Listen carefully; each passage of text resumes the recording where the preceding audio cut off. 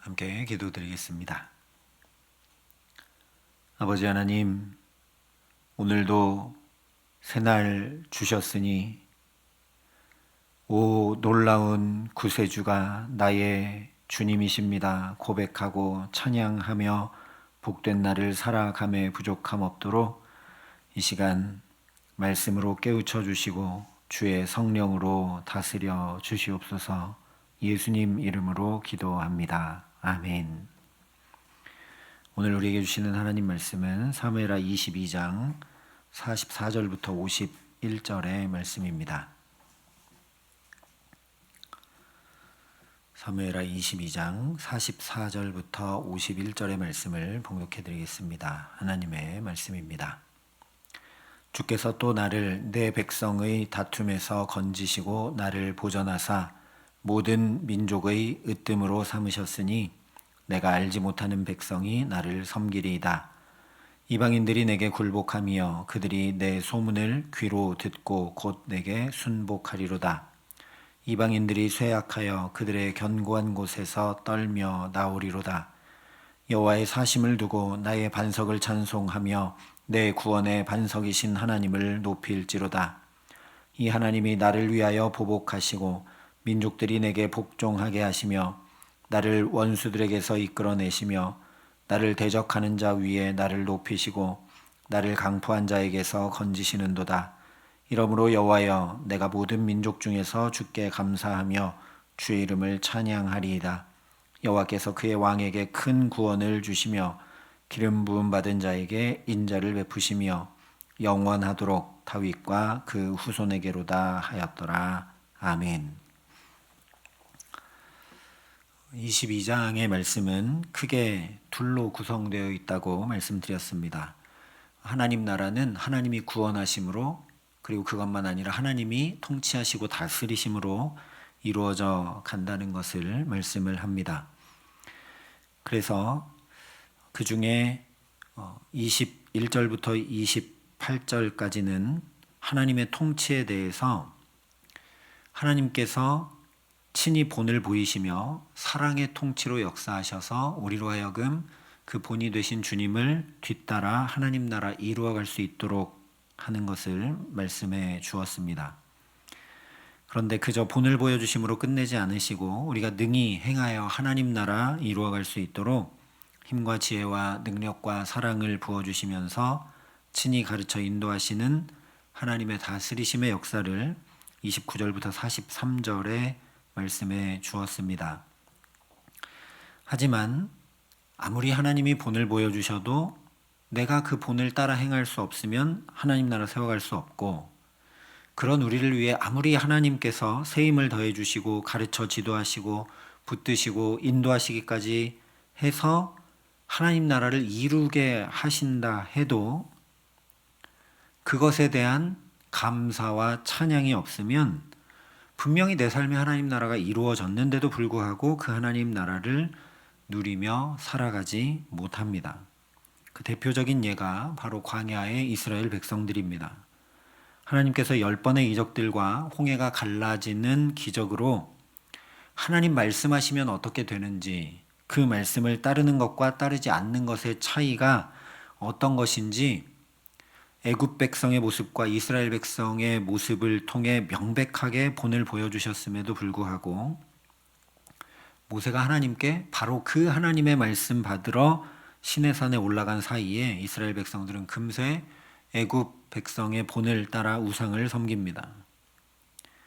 그런 이스라엘 백성들 진노로 진멸치 않으시고 사랑으로 다스리셔서 오히려 불기둥 구름기둥으로 친히 인도하시고 만나와 메추라기로 먹이시면서 아무것도 없는 황량한 광야에서도 걸음걸음마다 온전하고 구비하여 부족함 없는 하나님 나라 살게 하셨는데도 원망, 불평, 불만이 끊이지 않았습니다. 심지어 적과 꿀이 흐르는 가나안 땅을 정탐해서 자기들이 포도송이가 달린 가지를 베서 둘이 막대기에 꿰어 매고 또 석류와 무화과를 따서 가지고 왔고 그것을 온 백성이 보고서도 그 땅 하나님께서 주신다는 약속의 말씀을 믿지 않았습니다. 오히려 자기들 두 눈으로 보지도 못했고 그냥 들었는데 저 성에는 강하고 견고한 성이 둘러싸여 있고 거인 안악자손이 살고 있다는 10명의 정탐꾼들의 보고의 말만 믿고 절망하고 두려워하며 다 죽게 될 터이니 애굽으로 돌아가자 탄식했습니다. 하나님께서 이렇게 실제 하나님 나라를 다 주셔도 전혀 그 하나님 나라를 누리고 살지 못하고 맙니다. 이것에 대해서 시편 106편에 보면 그러므로 여호와께서는 그들이 요구하는 것을 그들에게 주셨을지라도 그들의 영혼은 쇠약하게 하셨도다 말씀을 합니다. 이 말씀은 미운 사람 떡 하나 더 준다고 하듯이 하나님께서 그렇게 하셨다는 의미가 아니라 하나님께서 이스라엘 백성들이 원하고 바라는 것들을 다 이루어 주시고 채워 주셨음에도 불구하고 이스라엘 백성들의 욕망이 그들의 영혼을 황폐하게 하고 야위게 만드는 결과를 낳았다는 겁니다. 그 원인은 찬송을 잃어버렸기 때문이라 이야기합니다. 출애굽 역사를 경험하면서 이에 그들이 그의 말씀을 믿고 그를 찬양하는 노래를 불렀지만 더 이상 하나님을 찬송할 줄 모르자 현실에 파묻혀서 근심, 염려, 탐욕으로 인해 불평, 불만이 가득한 삶이 펼쳐졌다라는 거죠. 그러니까 다시 입을 열어 찬송하라 하면서 시편 106편이 마칩니다. 여호와 우리 하나님이여 우리를 구원하사 여러 나라로부터 모으시고 우리가 주의 거룩하신 이름을 감사하며 주의 영예를 찬양하게 하소서. 여호와 이스라엘의 하나님을 영원부터 영원까지 찬양할지어다. 모든 백성들아 아멘 할지어다. 할렐루야 하고 마칩니다. 바로 오늘 말씀이 이와 똑같은 말씀을 우리에게 전해주고 있습니다. 주님의 그 사랑의 통치, 주님의 공급과 인도하심이 아무리 임해온다 해도 내가 그 주님을 높여 찬양할 줄 모르면 저 광야 이스라엘 백성들과 똑같이 내 삶에 이루어지는 하나님 나라 경험하고 누리며 살아가지 못하니 하나님 찬양하라는 말씀입니다.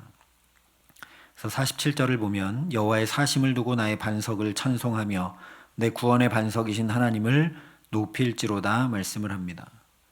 또 50절에도 이러므로 여호와여 내가 모든 민족 중에서 주께 감사하며 주의 이름을 찬양하리이다 말씀합니다. 그리고 이 두 말씀 앞쪽에는 그렇게 하나님 찬양할 수밖에 없는 이유들을 얘기해 줍니다.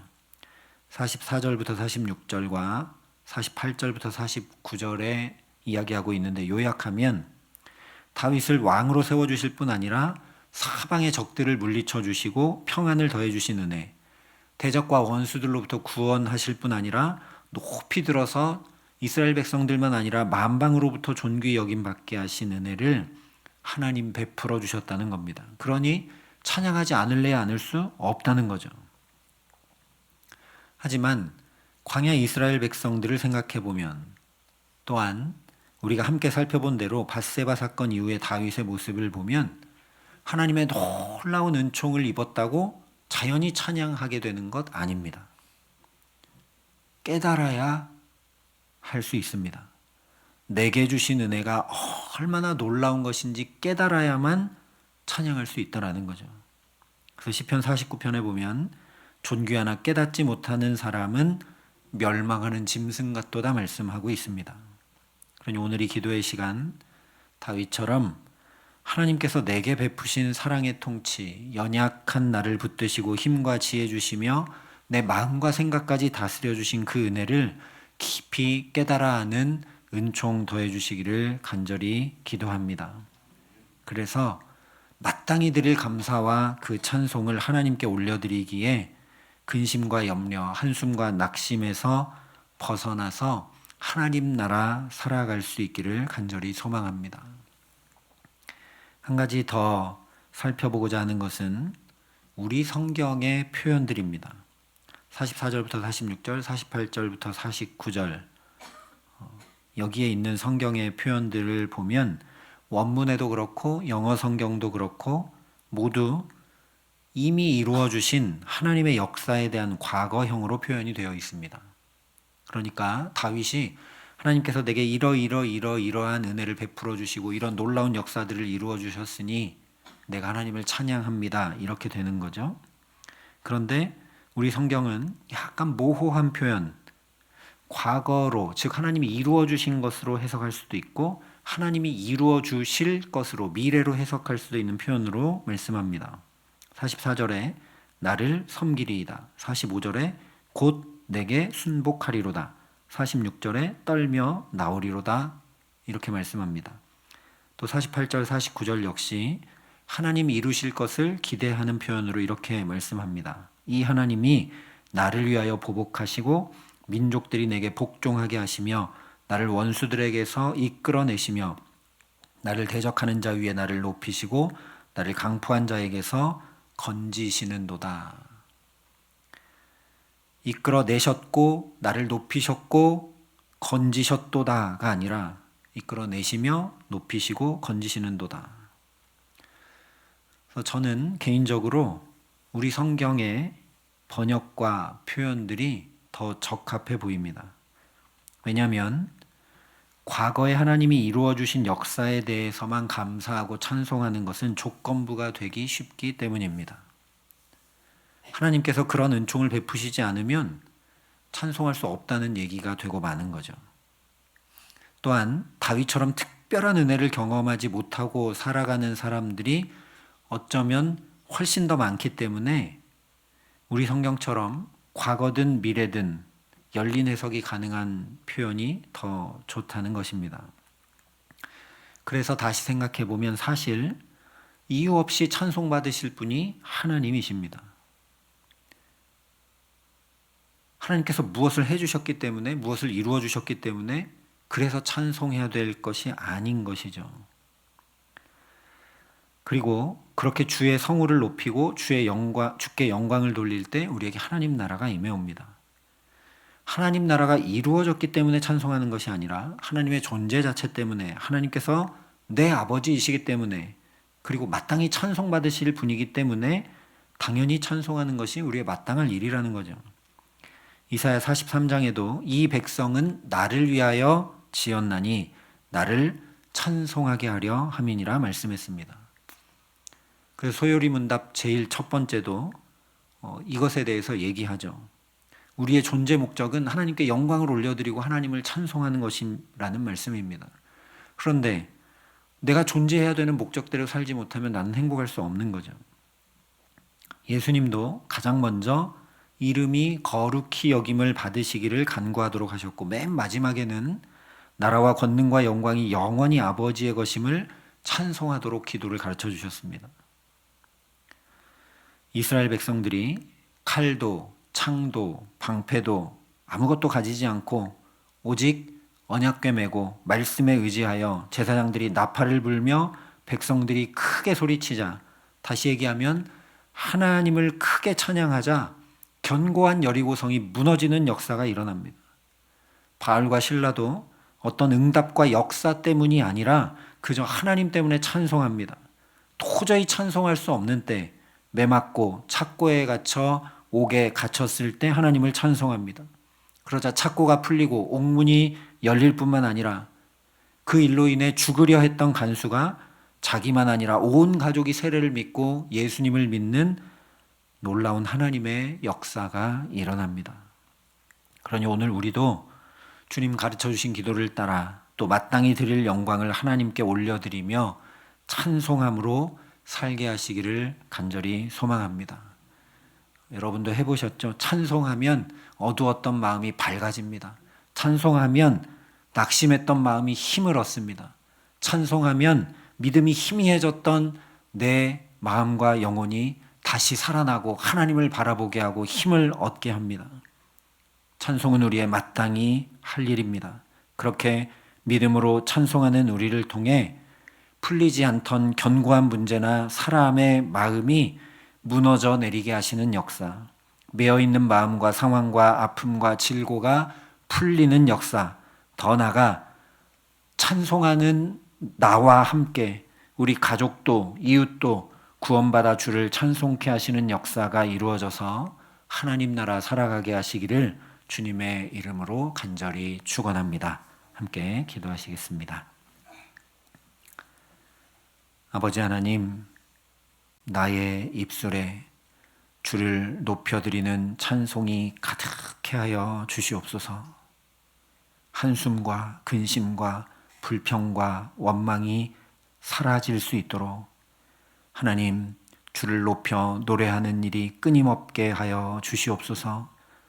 내 힘으로 결단으로 할 수 없으니 주의 성령이 오늘도 나를 주장하사 또 하나님을 높여드리고 또 하나님을 찬송하고 또 하나님을 바라보고 의지하며 나아갈 수 있도록 역사하여 주셔서 우리가 찬송할 때 내 마음에 낙심된 것도 힘을 얻고 어두운 것도 물러가게 하시고 내가 입을 열어 찬송할 때 저 이스라엘 백성들처럼 바울과 실라처럼 묶였던 것들, 매였던 것들, 질고와 아픔과 눈물이 다 풀려나갈 수 있도록 주님 역사하여 주셔서 나도 하나님 나라 이루고 누리고 살아가는 복된 날 되게 하시고 뿐만 아니라 주를 높여 찬양하는 나로 인해 우리 가족도 이웃도 함께 구원받아 주를 찬양하는 일이 우리를 통해 일으켜질 수 있도록 주여 역사하시고 함께하여 주시옵소서.